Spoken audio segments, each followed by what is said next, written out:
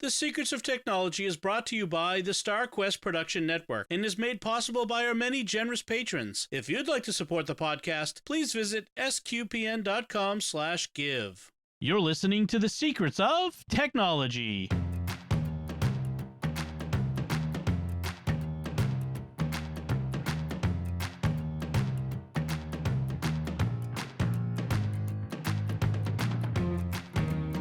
Hi, I'm Dom Bettinelli, and you're listening to The Secrets of Technology, where we discuss the technology news that's important to you from a uniquely Catholic point of view. And joining me today on the panel is Pat Scott. Hi, Pat. Welcome, everybody. I'm glad to be here. So before we get started, I do want to mention another show that is on the StarQuest Network that you will enjoy. It's called PlayStation Portable, and it's a different kind of show because it's the Divine Office, or Liturgy of the Hours. It's the daily prayer of the Catholic Church, and we have multiple times of prayer a day that download as podcast files. It's been going on for 17 years now. It's one of the oldest Catholic podcasts around, and it's really well done, and it's a nice break during your day to listen to the prayer. You can join in, and you can even listen to it while you're doing other things, and so it's a great opportunity to have some prayer. So check it out wherever fine podcasts are found, or at sqpn.com/PSP for PlayStation Portable. You can tell how old it is because that's a pun on PlayStation Portable, which is a very old piece of gaming tech. Before we get started in our discussion today, we did have a little bit of listener feedback I wanted to mention. Rick wrote in on our Facebook page about last week's episode where we were talking about Apple's announcements, and Rick said, Joanne's discussion about the M1 Mac Mini. I have one also and really like it, despite the fact that my wireless Mac keyboard won't work, but my wireless Mac mouse does fine. This is my fourth Mac Mini, huge fanboy here. And so my response is, Rick, you're really pushing me toward getting one. As listeners know, I've been holding out for a M1, M2, or whatever iMac 27 to replace my current 4 or 5-year-old iMac, and the longer it takes, the more those Mac Minis look attractive. Yeah. So thank you, Rick, for the feedback, and that's we'll look. Maybe I'll look at the refurbs, like Joanne was suggesting. So, Pat, that reminds me that we talked about Apple's big announcements last week, and I know that you live in both camps, Android and Apple. Did you get any new Apple tech from the announcement? You mean I'm going to have to divulge my secret here for the first time? Yes. Well, I didn't get one of the brand new ones, but I got a Mac Air with the M1 chip. Oh, you did? Awesome. Yeah. And I think it's got 16 gig of memory and a 500 gig hard drive. But I've been hoping that my old Mac book would die, but it hadn't, so I finally decided it's still a business investment. So at the moment, I'm practicing wiping the hard drive and reinstalling the OS, because there's a different way to do it. And since I didn't have much data, I did restore from Time Machine, and so now I'm wiping it and reinstalling it just so I have the experience. Well, that's a good tech thing to do. That if you're gonna end up helping someone do it, it's good to have that experience. But you didn't get anything from that Apple announced last week, a new phone or iPad? No, I didn't. I didn't get one of those, but I've got several people who are getting the new iPad. Some of my clients, right? And because that looked real attractive. And I don't have any person who's getting the new 13 yet. Okay, I've got a 13 Pro coming myself. I ordered the 13 Pro. My phone's several years old, so it was time for me to upgrade, and I'm leaping at the Pro. I usually get the Pro, and I usually get the Max. This time I didn't. I got the regular size one, which I just feel like the Max has gotten so big. We're talking quarter inches. A mini here. tablet. Yeah, I should just get an iPad Mini. But I kind of felt like one of the reasons I got Maxes in the past was because they had more features. They had slightly more features than the regular size. Well, now they have exactly the same features on them. The only difference is the size and consequently a little bit more battery life. So I said I'm gonna go with the Pro and see how that is. If I really like feel like it's teeny tiny in my hands, which I don't think I will. You get 2 weeks to trade it in and get something different. But I think I'll be happy with the Pro.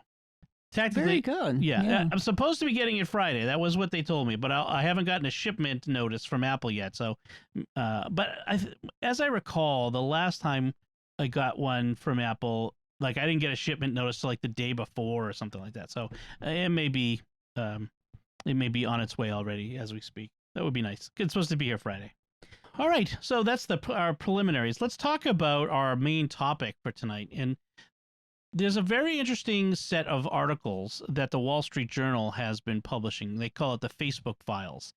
They've gotten their hands on a treasure trove of internal Facebook documents, and they've been running out a series of articles. And I think I've got 4 of them so far that we're reading and going to be discussing. There might have been more since then, but it's a lot to begin with. So we'll start with these 4, and they really highlight the sorts of things that they kind of show.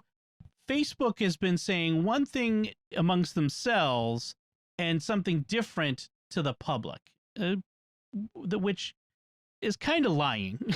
Let's just call it deceptive, at least. It's yes, certainly deceptive and non-transparent. So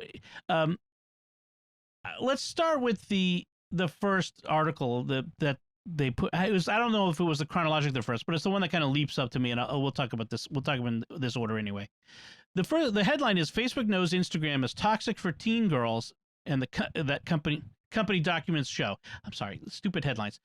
Company documents show that Facebook knows Instagram is toxic for teen girls. Let's put that in real English there.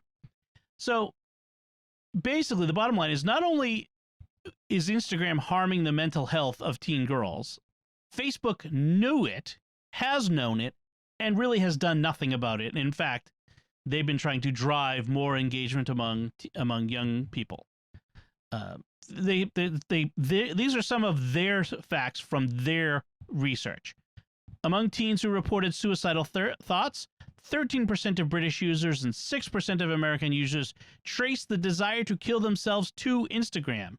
32% of teen girls said that when they felt bad about their bodies, Instagram made them feel worse. A quote from the study: "We make body image issues worse for 1 in 3 teen girls." I mean, it goes on, and the problem is that Instagram creates this unrealistic view of life, of the way life should be, of the way we should look, of the way we should live, of our lifestyles.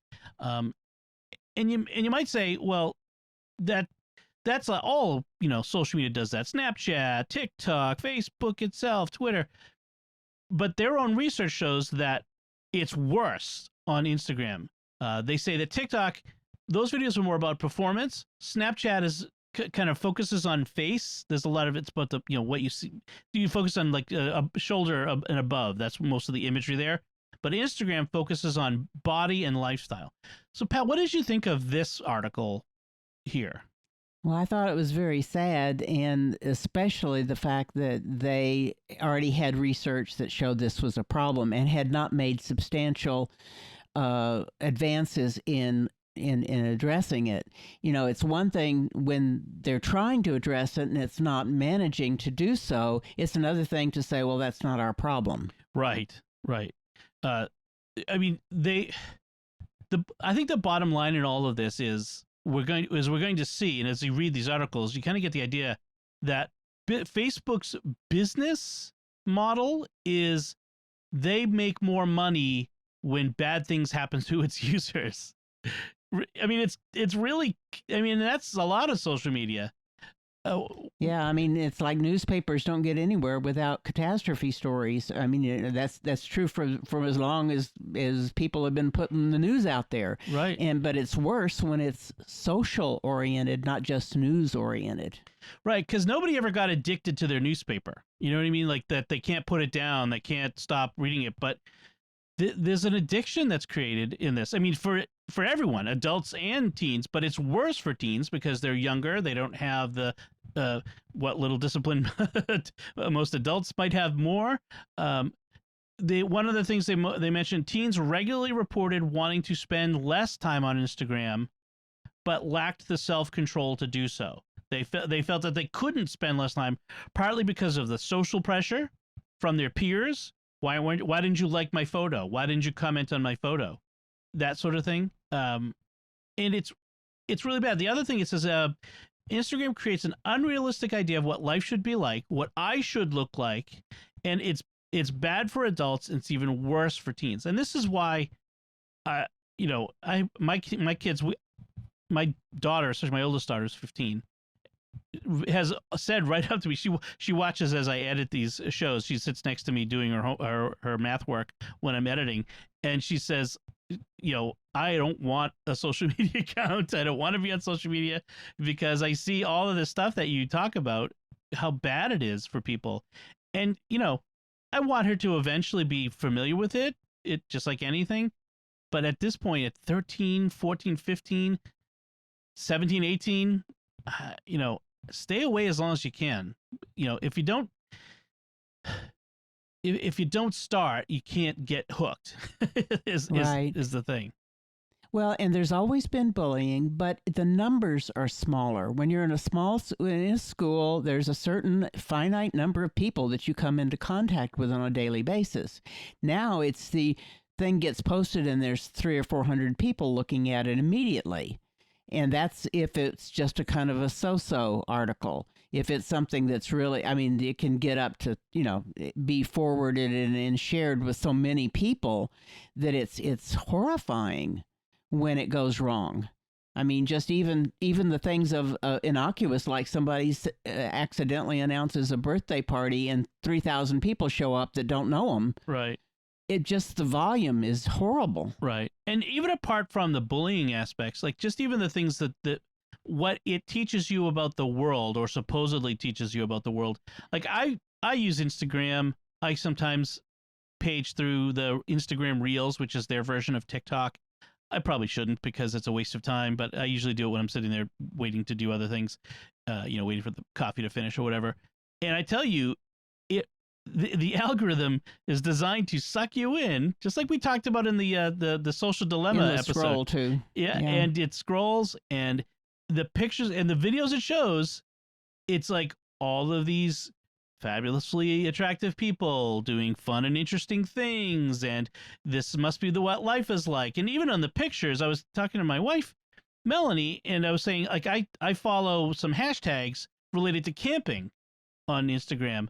And I can't tell you the number of photos that come up in that hashtag that are scantily clad women. Like, put some clothes on. You're out in the outdoors. You're going to get some bug bites. You know what I mean? It's like, why are you showing me this stuff? Well, because it knows I'm an adult male in a certain demographic. And, if you show me enough of these things, I'm going to keep scrolling. Looking more. Right. Yeah. I mean, that's their mindset. I'm in that demo of guys who do that.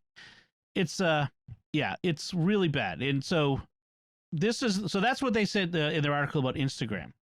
Then they have another one called Facebook says its rules apply to all. And this is where they talk about the fact that Facebook has created a special list of high-profile people, VIPs, celebrities, journalists, politicians, who get special treatment when it comes time to assess whether they're adhering to community standards. So we all know that the community standards reporting system is broken. They, it happened to me where an innocuous post, you write something up, and then you get this post has been taken down for violation of community standards. I was quoting St. Augustine on something innocuous about being virtuous. That should be in the community standards. And so we know that system is badly broken. And so what happens is when you have a VIP, someone with a lot of followers, and they complain about it, that creates a big splash. And so that's bad PR for Facebook. And that person may stop using Facebook, and then all their followers will go to some other social network that will not do that. And so Facebook loses a lot of engagement, et cetera, et cetera. So what they've done is created this second tier system called XCheck, and it gets a little bit more hands-on analysis, supposedly, when the thing comes in. But the problem is that those when those people violate the standards, when they do violate the standards, they are less likely to get smacked down for it. And when they violate the standards, it has a bigger impact. Someone like me saying something stupid about, doing something violent, nobody, who's going to listen to me? But then you have like this actor who has 1 million people following him, and he says something, go do this bad thing. That's worse. But yet he is less likely to be, have his post removed than I am. So that's the essence of the problem. And they were supposed to have a board that was going to make it more arbitrators and a way to appeal and things like that. And that seems to have paid lip service, but not really done a whole lot. Yes, the board exists, but it does. But the problem is too big for them to arbitrate every case. So they only arbitrate the biggest ones. And then according to the Facebook's own files that the Wall Street Journal published, they allegedly lied to their own oversight board about what was going on. There's supposed to be all this transparency and accountability to this independent, quote unquote, board, and yet no transparency. They lied to them again, allegedly. So, the bottom line is the enforcement of their community standards is turns out to be capricious, unpredictable, and opaque. As I had said when we talked about this, when this happened to me, you can't have community standards and not let people know what the rules are. Like no one knows what the standards actually are. Like we know that there's, the bad things you can't, ask someone to kill somebody, you know what I mean? Like there's the extremes, but where's the line? No one knows where the line is. And the line seems to move from person to person. It's arbitrary. And so, and subject to interpretation in terms of language and the way things are phrased. So there's not a clear. And there's no appeal. There's no due process. I mean, you can enter an appeal, but it's all automated. You don't know. You can't make your case. You're not presented with any evidence. You can't confront an accuser. You know what I mean? Like our legal system. And the fact is it's an unenforceable standard because nobody knows what the standard is. And so that's bad enough. And then you add this special treatment thing on top of it where some people, as George Orwell said in Animal Farm, some pigs are more equal than others, shall we say. Right. So that was another one. So then the next article, Facebook employees flag drug cartels and human traffickers. The company's response is weak, documents show. In this one, it turns out that in many countries outside the U.S., Canada, Europe, in some developing countries, Facebook is being used often by like drug cartels to recruit and train hitmen. Those are some interesting Facebook groups. Traffickers are using it to lure women into slavery and arrange transportation of young women, of girls. And that's bad enough, but if Facebook was actually working to shut them down actively, that would be at least mitigating. But it turns out Facebook knows and isn't stopping it. I mean, they go after the most egregious examples, of course, but they just, it's too big a problem. They throw up their hands. We can't really do anything about it. Well, and some of the things in the article talked about how they don't have people that are well enough trained in a language to recognize necessarily the language that's being used. But, those pictures are pretty graphic. I would think that they should be able to look at those and say, that's a beheading. I don't think we should have that on here. Right. I mean, sometimes I come across stuff posted on, not that sort of particularly, but usually just unclad people, shall we say. And I'm like, how? Like, that's a clear violation of the rules. Why is that on here? Like, how could that be here? But you make a good point. Also, the article does say, like, in developing countries, like in Ethiopia, they mentioned the Tigray minority is being horribly massacred. It's not being reported widely in the news, unfortunately. But the people who are kind of organizing themselves on using Facebook groups, but Facebook doesn't have people speaking the local languages, or very many of them, and so they are not able to police it. And that would be understandable if the vast majority of Facebook's users were in first world countries, in the most industrialized countries like US and Europe and stuff. But it turns out that most Facebook users are now outside those countries. That's where And that's most a real surprise. yeah. But I guess it's the mobile devices that are so readily available because there is no other infrastructure, and so therefore those things are available as long as they're not blocked by their ISPs or whatever. That's right. Facebook becomes sort of the de facto social media, communications platform because they've worked hard to make themselves available in those places via mobile phones of whatever sort. Yeah. One of the things that the article says, Facebook treats harm in developing countries as simply the cost of doing business in those places. That was from a former vice president of Facebook who resigned last year, apparently in disgust at what the company was doing, and he couldn't get them to stop. That's not good. I mean, any one of these articles would be damning, but you just add them up. You just keep adding these things up, and it's bad. It's really bad. And I feel bad that I continue to use the platform, but I do it because that's where people are. That's if I want to connect with friends and post pictures to share with family and that sort of thing, they're on Facebook.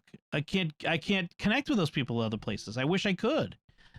Well, and depending upon who your friends that you've made on Facebook or declared your friends and stuff like that, my feed may look totally different from somebody else's feed because of the people I have chosen to be around, and the things that I comment on are shown to me more often.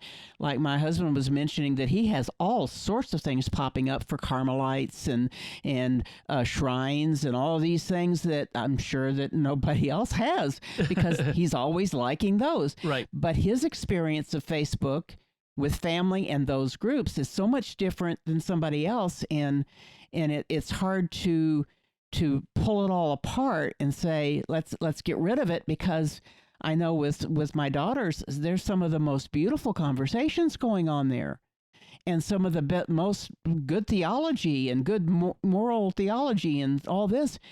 But it's just hard to leave that. But there's not a good way of keeping the rest of the stuff under control. Right. That's the thing is Facebook is, in some ways, it's what you make it, in the sense of literally by the things I post, like, follow, emoji. Comment. Yeah, that sort of thing. It becomes a particular kind of place based on my interaction, which is not necessarily bad. But Facebook is constantly pushing you to have certain kinds of interactions. That kind of brings us to the last article I want to talk about, which is the headlines. Facebook tried to make its platform a healthier place. It got angrier instead. So a couple years ago, Facebook overhauled its newsfeed algorithm. After the 2016 election, there was a widespread blame on Facebook and Twitter, but Facebook especially, for creating these silos of anger, of silos of tribalism, that sort of thing. And so they were going to boost meaningful social interactions, or MSI, because everything has to have an acronym, between friends and family, instead of mainly with third-party, pages and organizations. Okay, but what turned out to happen is it made people angrier. Right. Any discord that was going on was suddenly magnified because that was what people were commenting on and reflecting on, and right. Yeah. So right, what happened was they created this algorithm that measured how much meaningful interaction a post sparked, then organized your news feed to encourage as much of that as possible.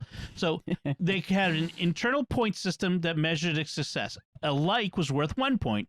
A reaction, so like one of the like a happy face or sad face, that sort of thing, a reaction, a reshare without you writing anything, or a reply to an invite was worth 5 points. And a significant comment, message, reshare with text, or RSVP was worth 30 points. And then you had additional multipliers depending on whether the interaction was between members of a group, friends, or strangers.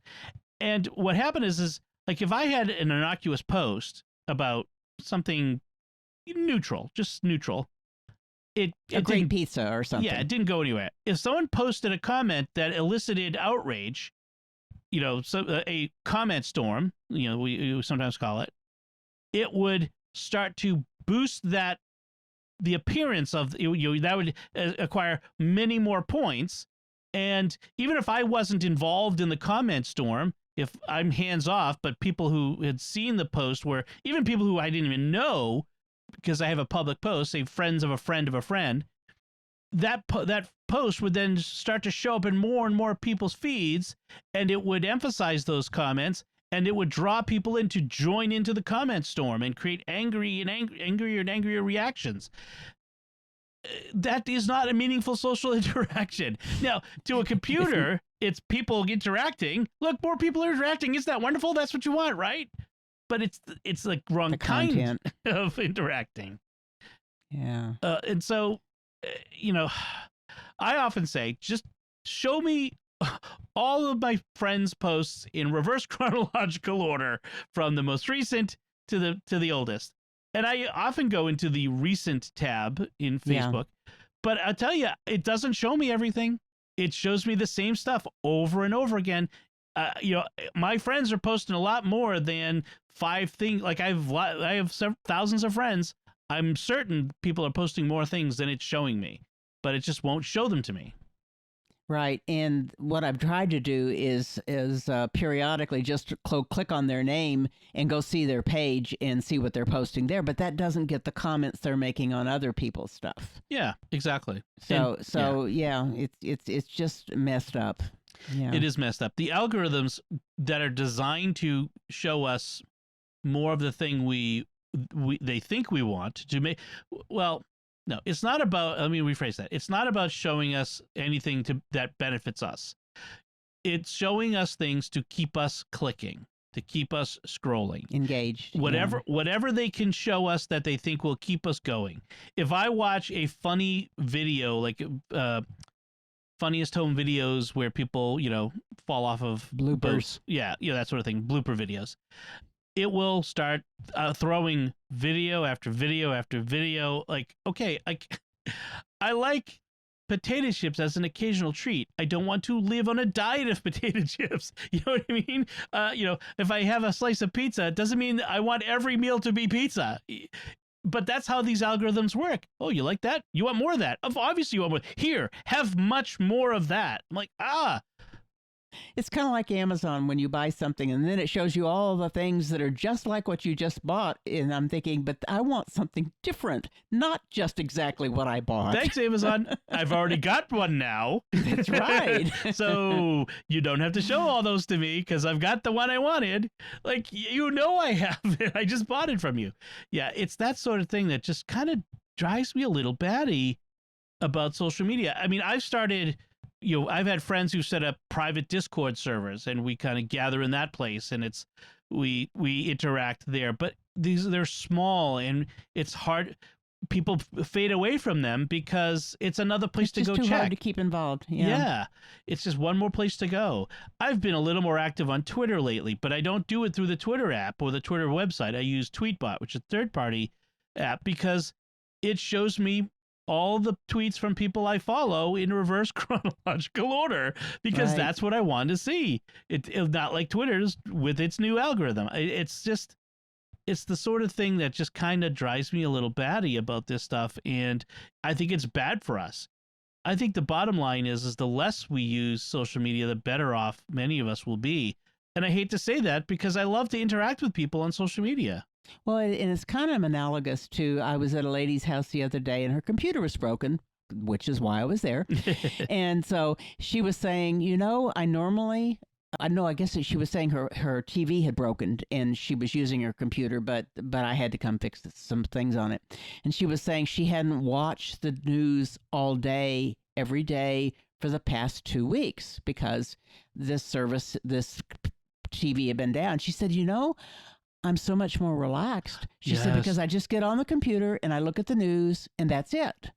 It's not just constantly bombarding me. Oh, yeah. I don't get... and so it's similar to the thing on Facebook. It's just constantly bombarding you. And therefore, you can't get away from it if you need it for other things. If you're using it for something legit, it's still bombarding you.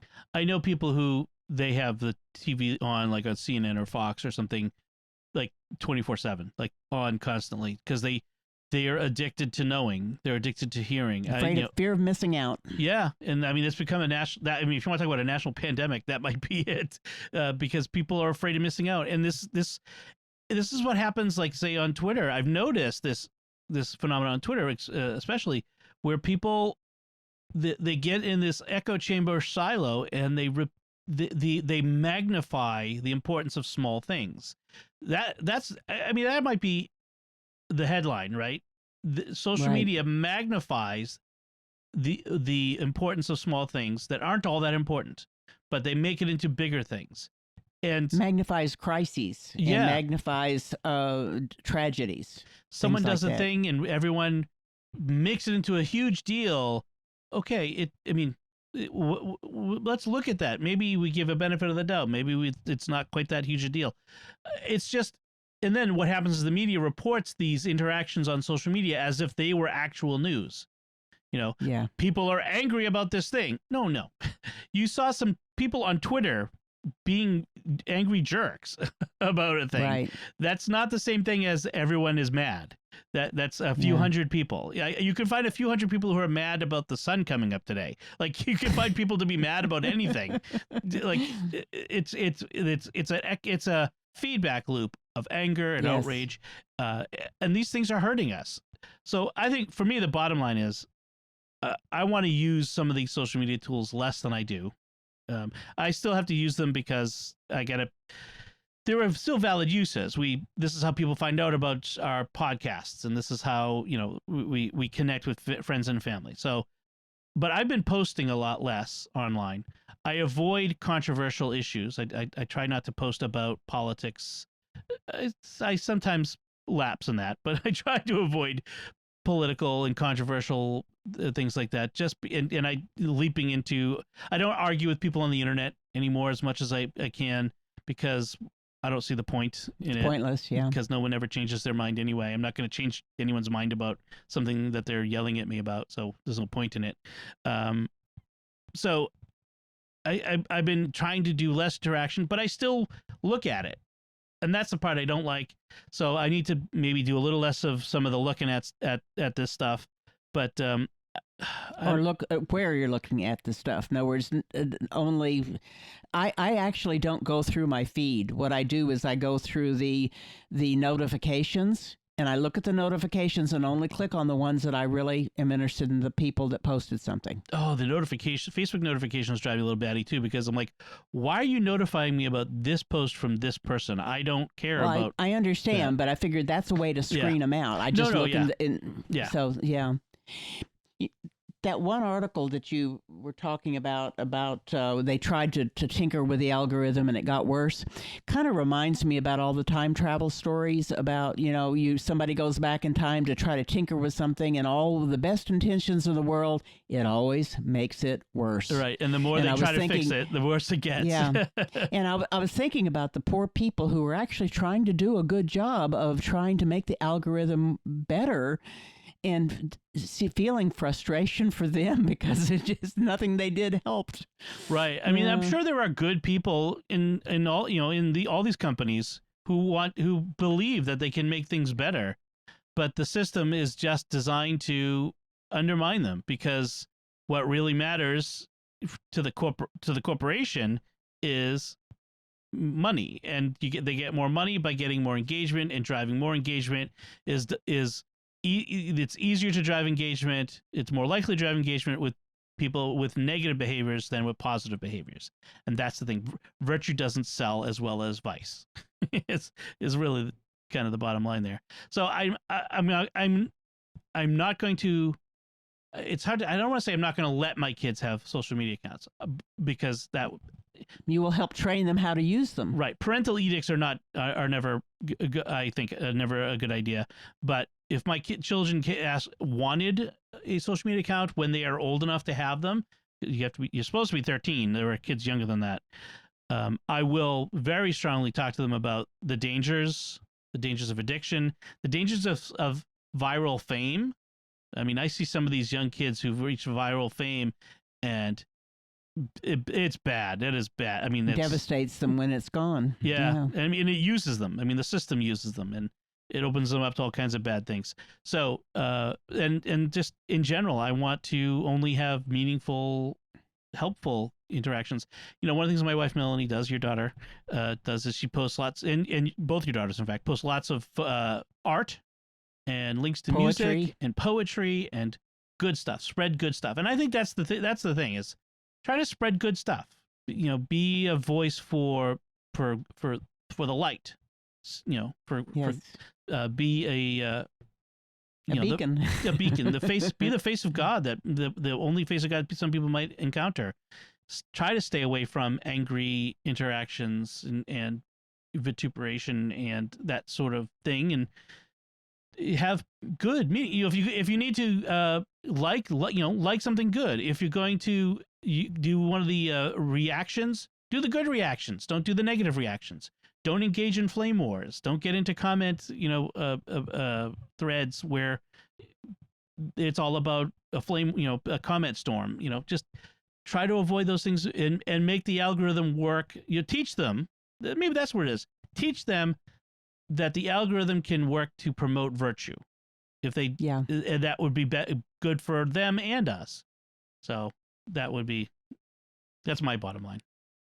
All right, let's move on from there. I do want to take a moment to thank our patrons who make it possible for us to create the secrets of technology, including Ivan I, Robert P, Father Chris C, Father Carl W, and Diane S. Their generous donations at sqpn.com/give make it possible for us to continue the secrets of technology and all the shows at Stark West. You can join them by visiting sqpn.com/give. SQPN is a 501c3 nonprofit, so your donations may be tax deductible. Consult your tax professional. So another thing I want to talk about was something cool. This was, and I was kind of hoping Father would be able to join us. He had a last-minute change of schedule, so Father Andrew wasn't able to join us. But the SpaceX Inspiration 4 mission took off and landed last week, and I was following this through the Netflix documentary, and then I watched the takeoff with my kids. We watched it on YouTube streaming, and then we watched the splashdown. So that was a week ago, so last Wednesday, and then we watched the splashdown on Saturday. They were in space for 3 whole days, and I was captivated by this. More so than most other space. I love space. In fact, there was a time when I was younger where I thought I was going to become an astronaut. Long story. But I tell it on Raising the Bets. So if you really want to hear that story, go listen to the podcast I do with Melanie called Raising the Bets. So I love space. But this story really captivated me, partly because of the people. These 4 non-astronauts, these 4 regular folk. Well, it's tough to call a billionaire a regular folk, but they're just 4 people, 3 regular folk and a billionaire who went into space. And I don't know. I mean, some of it is the magic of editing, the Netflix documentary, but there was still something real there that you don't necessarily usually see in a professional, buttoned-up astronaut sort of thing. Did you follow any of this, Pat?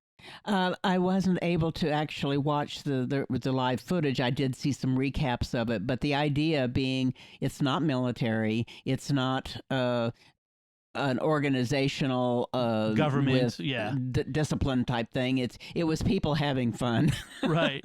Well, so one of the people going up was this young woman, Haley Arsenault. She was a childhood cancer survivor at St. Jude's Children's Hospital. That's the Catholic connection, by the way, St. Jude. In fact, there's a great episode of American Catholic History, the podcast on the Stark West Network, early on, where they talked about Danny Kaye and St. Jude's and how that all came about. Anyway, she survived childhood cancer at St. Jude's and then went on to become a physician's assistant working at St. Jude's. Wow. And she has a prosthesis inside her leg. Like, she has her leg, but they replaced part of the bone with a prosthetic that, as she grew, it was expandable. It's really kind of cool. In any case, she's the youngest person ever to go to space, 29. She's the first person with a prosthesis to go to space. She had no real interest in space before they asked her the St. Jude's did. Do you want to go? And Wow. her brother's a rocket engineer, and she called him to talk to him about it. And she's like, "Do you think we'll go to the moon? Is that where I'm going?" And he's like, "No, Haley, you're going to orbit." Like, she had no clue. And then she went through all the training. But when they had the launch, you could see the images of the four of them in their their launch couches inside the space capsule, and going up. And usually it's all business. When astronauts, you see them in there, they're all business Checklists and all their little things that they have to do. Yeah. You could see her face. It was like the biggest grin. Like, her mouth was open. She was like, "Ah!" Like, she was like 10,000-watt smile, just sheer joy at it. And I was like, that is awesome. I love the idea of people like that getting to go. When they landed and they came off the capsule into the recovery ship, instead of the very stoic, walking, it's another day at the office, sort of, like astronaut heroes are. The fighter pilots are very stoic and that sort of thing. One of them, her name's Cyan. She's a doctor, a scientist. She gets out and she kind of does a little dance, like, "Woohoo! We made it! This is awesome!" And it's like, that is so good. She's an artist, by the way, the Dr. Proctor, which is a funny rhyme, but she's an artist. So she was showing some of the artwork when they did a from orbit, the little thing that they did live stream. She's showing some of the artwork that she had drawn while she was in space. It's like, that's really cool. We're sending an artist up there. That was like when Chris, the Canadian astronaut, Chris. I never can remember his last name, but I know who you mean. Yeah, who played the guitar. Ground Control to Major Tom, the song. Right. The David Bowie. Like, they made a music video of that, of him doing that in space, and like, that is so cool. Like, space isn't just about science, which it is, or commercial things, but it's all human endeavor. I can't wait till we have the first priest in space, the first Catholic mass in space. That would be really amazing. That's gonna be cool. So I just wanted to talk a little bit about that. That's fun. It's technology related. Let's move on to our another story, and this one is pretty interesting. A little scary. The headline is, "Your credit score should be based on your web history," the IMF says. The IMF is the International Monetary Fund, and they don't actually get to unilaterally declare things, but 4 researchers working on a paper proposed that finance companies, banks and credit card companies, that sort of thing, might want to, in the future, expand the pool of data they use to judge creditworthiness to include your browsing and search and purchase history. That would create a more accurate picture of who you are as an individual and your creditworthiness. And they make it sound so nice, like, well, these tech companies have all this data that finance companies don't have. So why don't we get that data? And that just makes a more accurate picture. Wouldn't we want a more accurate picture? Pat, what do you think of this? Oh, well, the other thing I'm thinking about, besides the privacy issues, and besides the fact that you're not always the person sitting in front of a computer who's doing the searching and stuff like that. Yeah. Besides that, there were a lot of people I saw making comments about, just because I'm looking at X, Y, and Z doesn't have anything to do with my paying my bills and my job and all of these other things. It's totally unrelated to that. And I would think that the article seemed to say, well, maybe there's people that should get loans, but they can't because of their history. So this will make them more personable and more, more information about them that will make them more attractive to lenders. And I'm saying BS. Right. Well, if anything, it's going to make it worse to them. But they will, try to give loans to people who can't pay it back so that they can get all sorts of fines and interest. Right, exactly. Well, this is the big data problem, right? It's the promise that the more data we collect about you, the more accurate we can be in our financial or consumer relationship with you. And is that really true? That's I'm not sure that's actually true. That the more you know about me, the better it is for me to interact with you. I don't think so. I want to go back to the days where you knew very little about me except what I told you. The minimum that you what needed was to know. verifiable. Right. Yeah, what was verifiable that you had presented and then got verified. Yeah. Right. I gave you what you needed to know about me in order to do the whatever it is we need to do together, to give me a loan, that sort of thing. It's very invasive. I mean, I've had weird interactions with companies before that weren't the same thing, but in the sense of too invasive, too personal.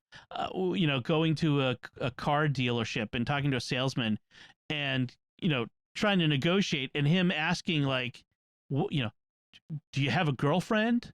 Do you drive to these certain places? Like these weird, like way too personal questions. And it's like that put me off. I'm like, you don't need to know any of that in order for me to decide, for us to decide what the price of this car should be. But he's like, and I'll go somewhere else. Exactly. And I was able to do that. Whereas with big data, if we think it's okay for these companies to access all the same giant pool of big data that's accumulated about us, that we don't have a choice to say you can't have that information. That's the problem of big data, is we don't have control over it, at least at this moment. No way to clean it out when something is wrong. The whole bit about the search companies that try to gather information about, so you can find your dirt on your boyfriend or whatever. It's the fact is that their facts are so easily misapplied, and things come up and being matched that have nothing to do with you. Right. We were talking about the algorithms earlier, the social media algorithms, and in some ways I feel good that how poorly these algorithms often work in showing me ads for things or that sort of stuff, because it's like, yeah, if you really don't know me at all if you think this is the sort of thing I want to see. Although if I really wanted to get deep in the weeds, I could say maybe they're doing that on purpose so I don't know how good their data on me is.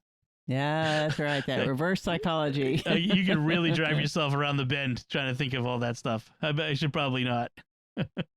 All right. So those are our headlines for this week.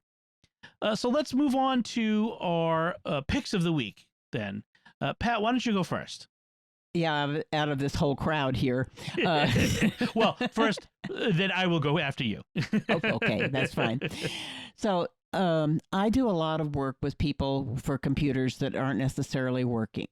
And so I like looking for tools that make things easy. And one of the things I had run across before was using Linux, which is another operating system, to boot a machine that wasn't running Windows properly, so I could copy off the information, or so I could see if the hard drive was readable, etc. Well, recently I came across something called Cloud Ready. And Cloud Ready is a company that has now been bought by Google, but it produced a Chrome OS that I can take and create a USB and boot another machine, and now it's running Chrome OS, which means that for people who don't need a full computer necessarily, but have an old laptop or have an old desktop, you can either boot it and run it from there, or you can actually install it. And it's a very easy, leads you through the installation. It's not even as hard as the Linux one. And at that point, you've got a Chrome browser that you can put Dropbox in and LastPass and any of the extensions that you would normally have, and have your bookmarks synced over from Google if you wanted. And the idea being is it's a nice GUI web browsing interface, and you can plug in a flash drive and read files from it, or you can do things with files and manipulate them and use Google Docs to open up a Word document or whatever. And I thought, well, this is kind of a nice way for somebody who's got an old machine, and these days right now buying new ones with the chip shortage is becoming more of a problem. So if all you're doing is mail on the internet and those types of things, it's a way, without having to dip into the Linux world, for somebody who could, it's free.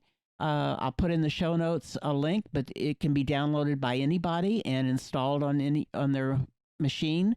And it's just kind of a neat idea. And so I've been playing with that the last week. I mean, even the enterprise version, which is usually really expensive, is $50 a year per device. I know. It's really cheap. Now, there are some things that, like you don't have the Google Play Store. although that might change in the future. But so you're kind of restricted to those things that you can do web browsing and or extensions. But the old Google Chrome apps has gone away.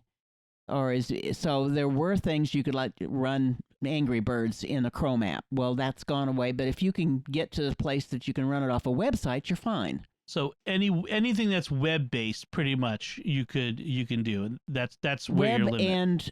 and Chrome extensions. And browser and there's extensions, there's a lot of browser extensions that would work that way. LastPass and Dropbox and some of those things are easy to do. Okay. So a real basic machine. Yeah, and I mean it's nice that you can boot it off a thumb drive, so that you just you could take that thumb drive somewhere and plug it into a computer and boot off of that and be in your Chrome OS. Basically. Your space, you're right. And I've done the same thing with Linux.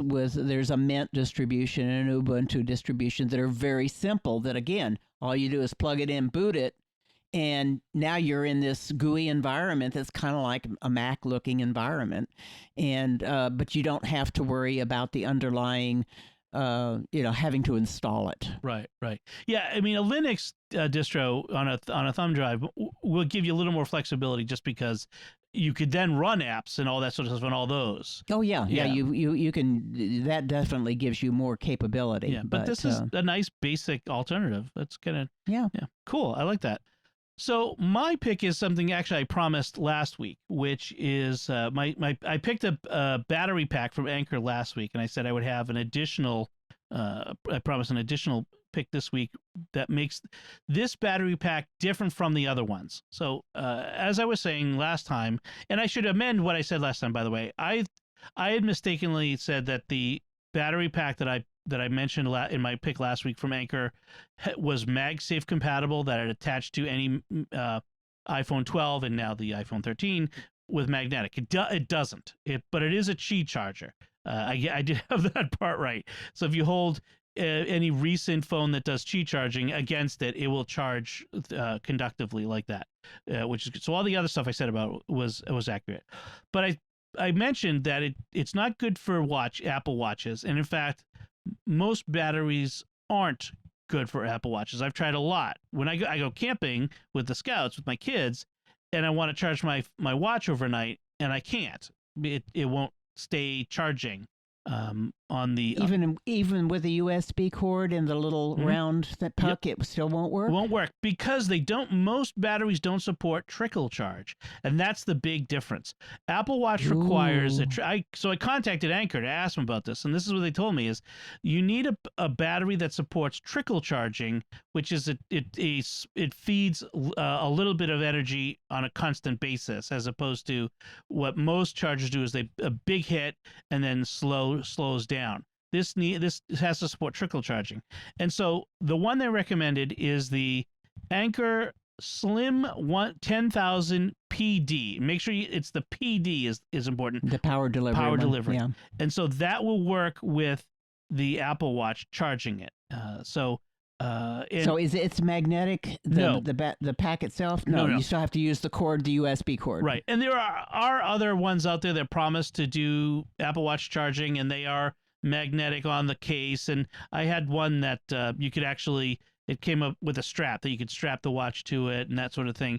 It didn't work great. And I always wondered about that. Like, why it's supposed to be designed for this. Why isn't it really charging it? And I think it might be those trickle charging issues. It might not have been really good at doing it.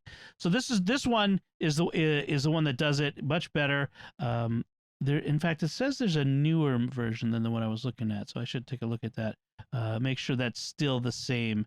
It does say 10,000 PD, so that might be a slightly newer version than the one I was looking at before. But I'll make sure that the link in the show notes is for the right one. But in any case, if you regularly need to charge your Apple Watch from a battery, this might be something you want to check out. Okay, I will look at that because I know I need it. Right. I'll be using it this weekend. I'm taking the kids camping again, so I'll be using it again.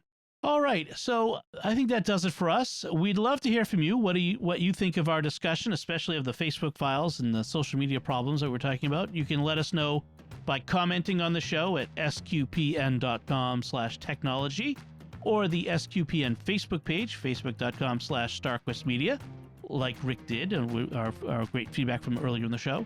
We're on Twitter, where we're at SQPN, and you can send an email to technology@sqpn.com. And you'll find links from our discussion and our picks of the week on our show notes at sqpn.com.